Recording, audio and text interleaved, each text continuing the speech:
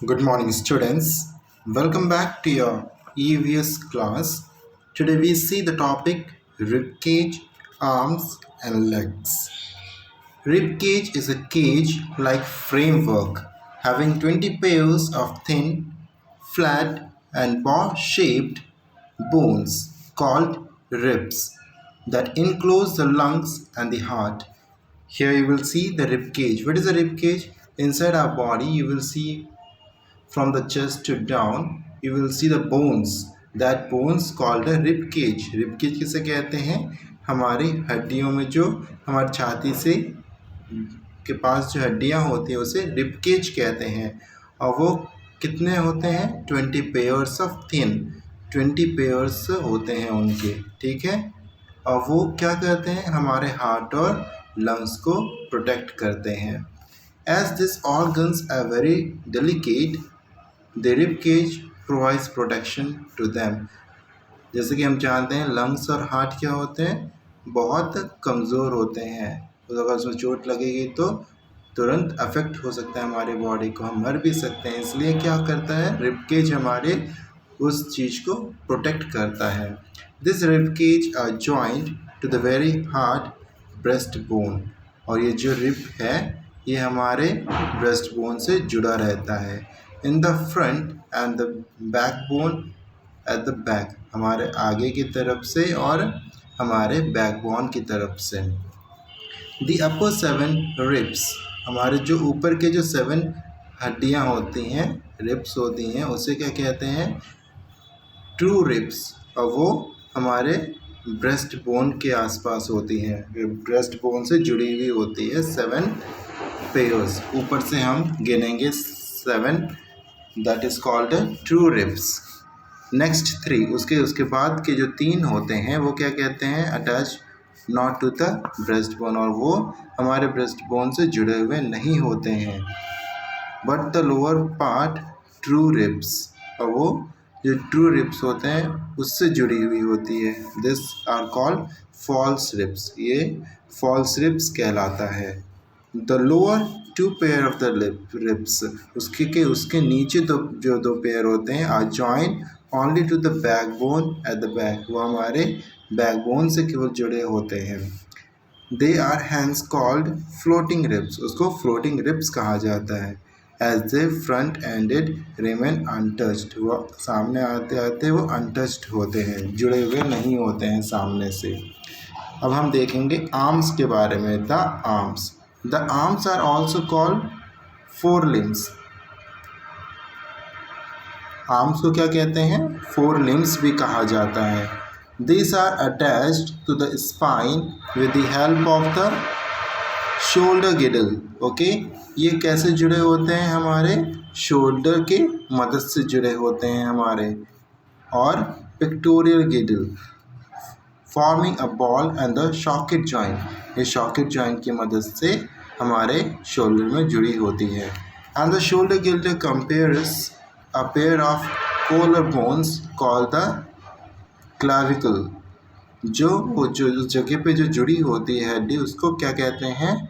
Clavicle कहते हैं, clavicle. Okay, a pair of the shoulder blades are called the scapula, और scapula किसे कहते हैं? वो दोनों का जो अलग अलग जो ब्लेड है उस ब्लेड को कहते हैं। Okay, now we will see the 4 limbs of the 3 part. हम हमारे हाथ के 3 पार्ट देखेंगे, upper arm, four arm and the hand arm.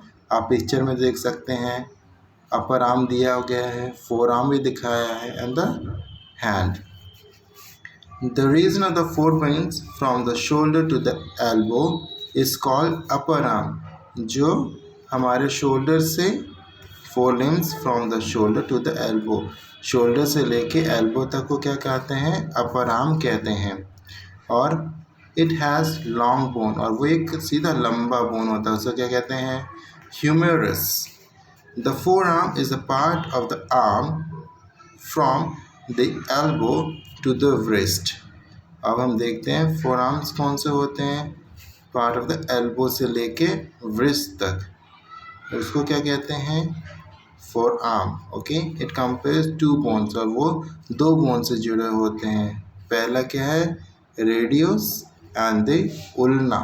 Okay, ये दो बोन से जुड़े होते हैं।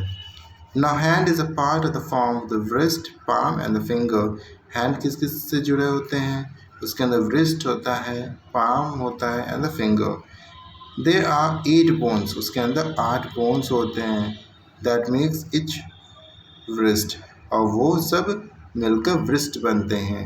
5 बोन्स फॉर्म इच palm, और 5 बोन्स हर एक पाम में होता है। The fingers in the each hand are made of 14 bones, और पूरा फिंगर कितने बोन से बनता है? 14 बोन से। Thus each hand has a total of 27 bones, और टोटल कितने बोन्स होते हैं? 27 bones. Now come to the leg. Leg are called also lower limbs. Leg को क्या कहते हैं? लोअर लिम्स कहते हैं। The upper part of the leg from the knee to the hip is called thigh. जो ऊपर से हमारे घुटने तक के को क्या कहते हैं? थाई कहते हैं। It has the lowest and the strongest bone of the human body. हमारे पूरे शरीर से भी सबसे स्ट्रॉन्ग बोन कौन सा होता है? हमारा थाई का बोन होता है। उसको क्या कहते हैं? Femur. The femur bears the weight of the upper body. Femur की मदद से हम खड़े होते हैं, हमारे पूरे बॉडी को वो संभालता है। It fits into the hip girdle, और ये कैसे फिक्स होते हैं? हिप गिडल की मदद से और पेल्विक गिडल की मदद से।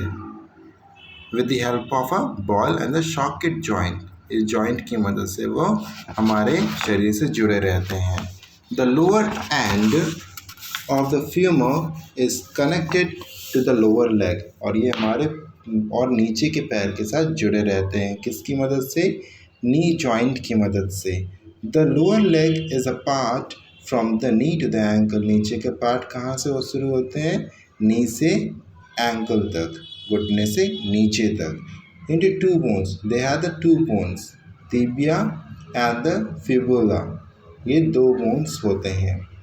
The lower part of the leg is the foot. हमारे सबसे नीचे पैर के नीचे इसको क्या कहते हैं? फुट कहते हैं।